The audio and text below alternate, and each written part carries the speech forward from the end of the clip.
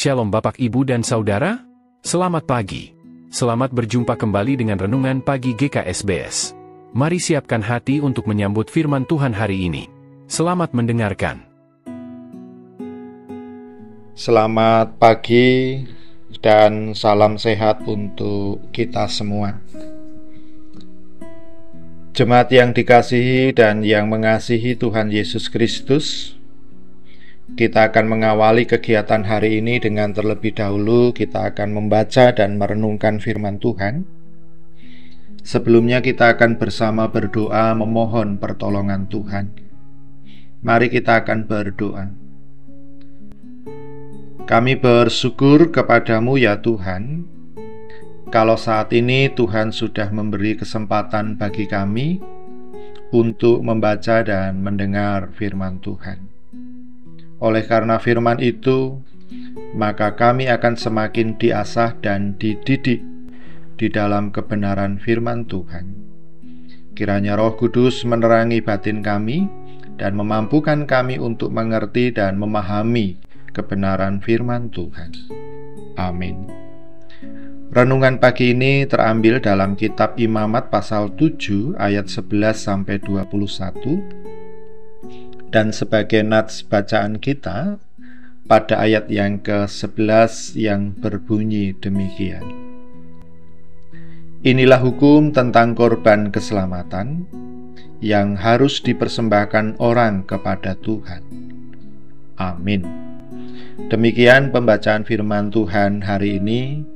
Yang berbahagia adalah kita semua yang membaca dan mendengarkannya, dan terlebih untuk melakukannya dalam kehidupan kita sehari-hari.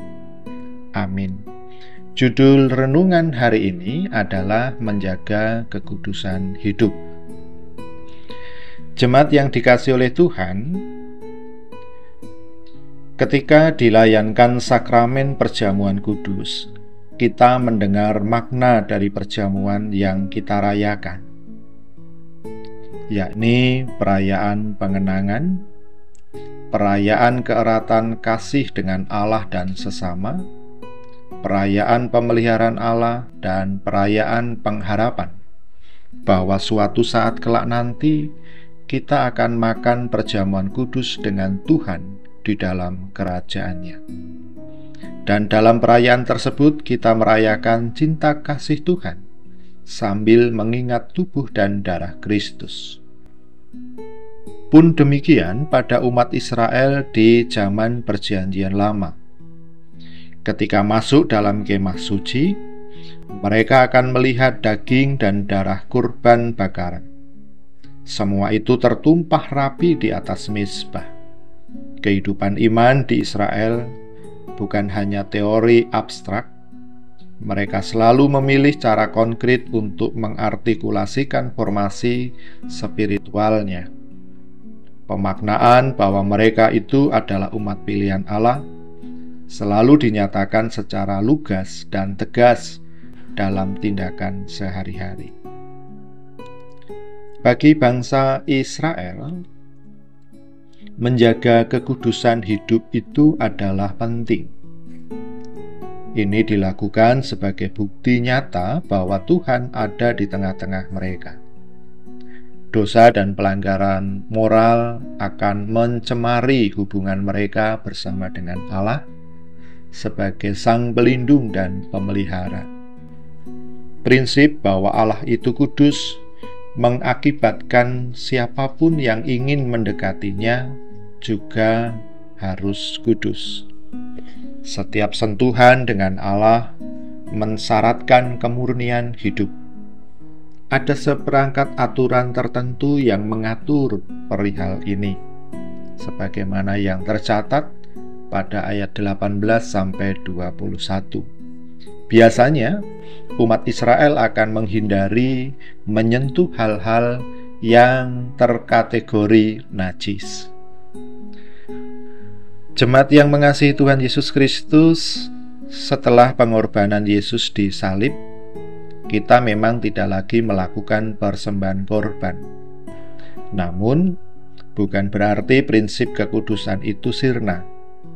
Kita wajib menjaga kekudusan hidup sebagaimana yang dilakukan oleh bangsa Israel pada masa itu. Hidup sebagai umat kepunyaan Allah tidak boleh dilakukan sembarangan. Kita tidak boleh meniru kebiasaan budaya di sekitar yang jauh dari kehendak Tuhan. Kristus sudah memberi daging dan darahnya sebagai tebusan dosa umatnya. Karya itu membuat kita menjadi miliknya semata. Artinya bahwa tubuh dan hidup kita itu adalah kepunyaan Tuhan saja. Bapak Ibu, keputusan untuk mempersembahkan tubuh bagi Tuhan tentu bukan hal yang mudah. Kita pasti mengalami jatuh bangun dalam menjalaninya dan membutuhkan proses yang harus tekun dijalani. Oleh karena itu, setiap hari kita perlu mengevaluasi demi membaharui komitmen kita. Setidaknya mengindikasikan selalu ada jalan kembali kepada Tuhan.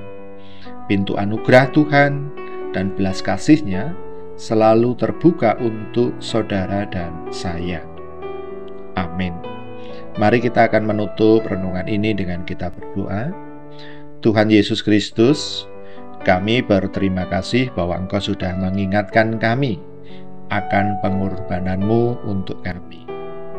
Karena itu, tolong kami untuk mempersembahkan tubuh dan kehidupan kami ini sebagai persembahan yang hidup, yang kudus, dan semakin berkenan kepadamu.